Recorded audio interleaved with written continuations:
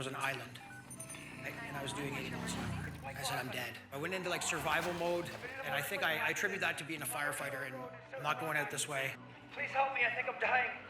Tell my family I love them. He's broken everything in his body. He gave up his leg. Don't give up. And I walk in the door of our house on Dog Lake, and Jen's laying on the couch sleeping. I didn't think anything of it. Like, I'd rather crash the snowmobile 100 times than go through this, right? Losing someone you love and feeling like you're kind of responsible because you couldn't stop it and you didn't know. I didn't deal with it properly. Addiction's real.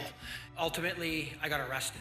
You know, I'm just this big dirtbag. And so like, I went from having this huge, like, great firefighter, you know, you're the man identity to, you know, you're just a dirtbag. Turned things around, started working out, getting in shape, and life was good again. Fast forwarding to 2016, been through a lot at this point. And so I'm out for a ride on my Harley Davidson over a hill, and all of a sudden, boom, I watched my legs snap off.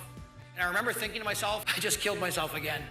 A year and a half later, I became the first firefighter ever in Canada with an above-knee amputation. If you're struggling with anything in your life, you never know how close you are to turning the corner.